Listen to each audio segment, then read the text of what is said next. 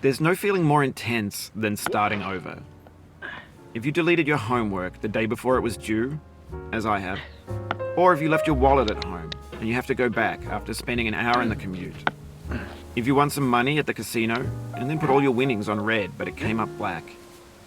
If you got your best shirt dry cleaned before a wedding and then immediately dropped food on it. If you won an argument with a friend and then later discovered that they just returned to their original view. Starting over is harder than starting up. If you're not ready for that, like if you've already had a bad day, then what you're about to go through might be too much. Feel free to go away and come back. I'll be here. Alright, thanks for coming with me on this trip. I'll understand if you have to take a break at any point. Just find a safe place to stop and quit the game. Don't worry, I'll save your progress, always. Even your mistakes. This game is a homage to a free game that came out in 2002 titled Sexy Hiking. The author of that game was Jazuo, a mysterious Czech designer who was known at the time as the father of B games. And B games are rough assemblages of found objects. Designers slap them together very quickly and freely, and they're often too rough and unfriendly to gain much of a following. They're built more for the joy of building them than as polished products. In a certain way, Sexy Hiking is the perfect embodiment of a B game. It's built almost entirely out of found and recycled parts, and it's one of the most unusual and unfriendly games of its time. In it, your task is simply to drag yourself up a mountain with a hammer. And that act of climbing, in the digital world or in real life, has certain essential properties that give the game its flavor. No amount of forward progress is guaranteed. Some cliffs are too sheer or too slippery, and the player is constantly, unremittingly in danger of falling and losing everything. Anyway, when you start Sexy Hiking, you're standing next to this dead tree that blocks the way to the entire rest of the game. It might take you an hour to get over that tree, and a lot of people never got past it. You prod and you poke at it, exploring the limits of your reach and your strength, trying to find a way up and over. And there's a sense of truth in that lack of compromise. Most obstacles in video game worlds are fake. You can be completely confident in your ability to get through them once you have the correct method or the correct equipment or just by spending enough time. In that sense, every pixelated obstacle in Sexy Hiking is real. The obstacles in Sexy Hiking are unyielding, and that makes the game uniquely frustrating. But I'm not sure Jazuo intended to make a frustrating game. The frustration is just essential to the act of climbing, and it's authentic to the process of building a game about climbing. A funny thing happened to me as I was building this mountain. I'd have an idea for a new obstacle, and I'd build it, test it, and it would usually turn out to be unreasonably hard. But I couldn't bring myself to make it easier. It already felt like my inability to get past the new obstacle was my fault as a player rather than as a builder. Imaginary mountains build themselves from our efforts to climb them, and it's our repeated attempts to reach the summit that turns those mountains into something real. When you're building a video game world, you're building with ideas, and that can be like working with quickset cement. You mold your ideas into a certain shape that can be played with, and in the process of playing with them, they begin to harden and set until they're immutable, like rock. And at that point, you can't change the world. Not without breaking it into pieces and starting fresh with new ideas. For years now, people have been predicting that games would soon be made out of prefabricated objects, bought in a store and assembled into a world. And for the most part, that hasn't happened, because the objects in the stores are trash. I don't mean they look bad or that they're badly made, although a lot of them are. I mean they're trash in the way that food becomes trash as soon as you put it in the sink.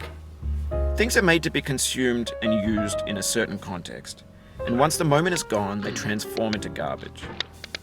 In the context of technology, those moments pass by in seconds. Over time, we've poured more and more refuse into this vast digital landfill that we call the internet. It now vastly outnumbers and outweighs the things that are fresh and untainted and unused. When everything around us is cultural trash, trash becomes the new medium, the lingua franca of the digital age. And you can build culture out of trash. But only trash culture. B games, B movies, B music, B philosophy. Maybe this is what digital culture is. A monstrous mountain of trash, the ash heap of creativity's fountain. A landfill with everything we ever thought of in it. Grand, infinite, and unsorted. No. There's 3D models of breakfast, Gen X's fanfic novels, scan magazines, green screen Shia LaBeouf, banned snuff scenes on LiveLeak. Facebook's got lifelike bots with unbranded adverts and candid shots of Kanye and Taylor Swift mashups, car crash epic failed GIFs, Russian dashcam vids, discussions of McRibs, discarded, forgotten, unrecycled, muddled, rotten, untitled. Everything's fresh for about 6 seconds, until some newer thing beckons, and we hit refresh. And there's years of persevering, disappearing into the pile, out of style, out of sight. In this context, it's tempting to make friendly content that's gentle, that lets you churn through it but not earn it. Why make something demanding if it just gets piled up in the landfill, filed in with the bland things? When games were new, they wanted a lot from you. Daunting you, taunting you, resetting and delaying you. Players played stoically. Now everyone's turned off by that. They want to burn through it quickly, a quick fix for the fickle, some tricks for the clicks of the feckless. But that's not you, you're an acrobat. You could swallow a baseball bat. Now I know, most likely you're watching this on YouTube or Twitch, while some dude with 10 million views does it for you, like a baby bird being fed chewed up food. That's culture too. But on the off chance that you're playing this, what I'm saying is, trash is disposable, but maybe it doesn't have to be approachable. What's the feeling like? Are you stressed? I guess you don't hate it if you got this far. Feeling frustrated? It's underrated. An orange is sweet, juicy fruit locked inside a bitter peel. That's not how I feel about a challenge. I only want the bitterness. It's coffee. It's grapefruit. It's licorice. It feels like we're closer now. Composer and climber, designer and user. You could have refused, but you didn't. There was something in you that was hidden, that chose to continue.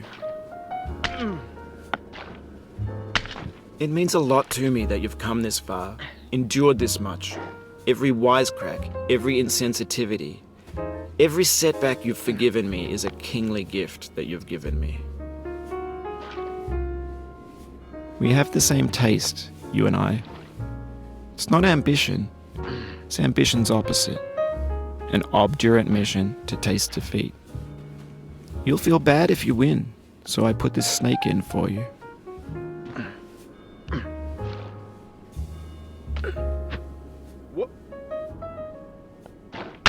Oh.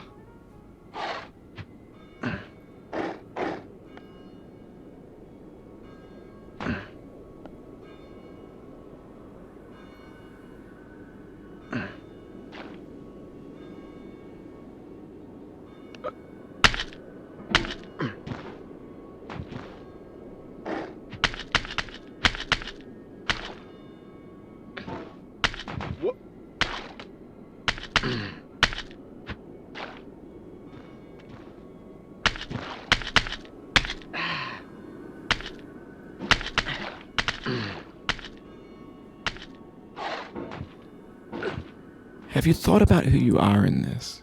Are you the man in the pot, Diogenes? Are you his hand? Are you the top of his hammer? I think not. Where your hand moves, the hammer may not follow, nor the man, nor the man's hand. In this you're his will, his intent, the embodied resolve in his uphill ascent.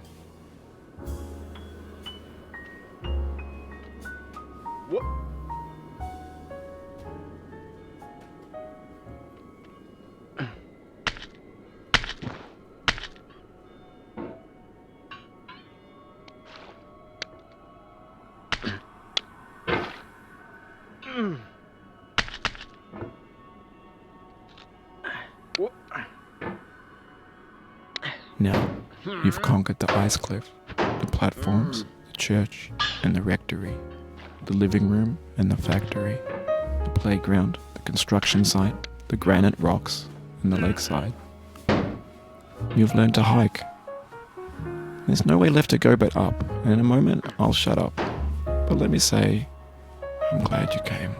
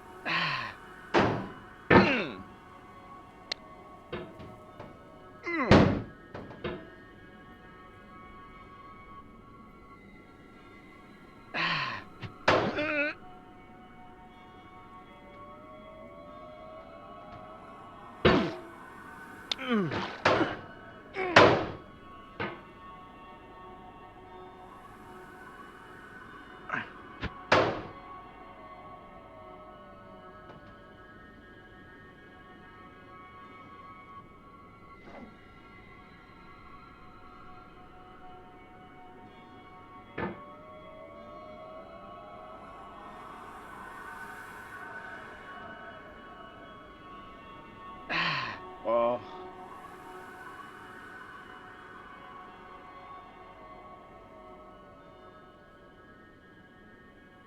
No. I dedicate this game to you, the one who came this far. I give it to you with all my love.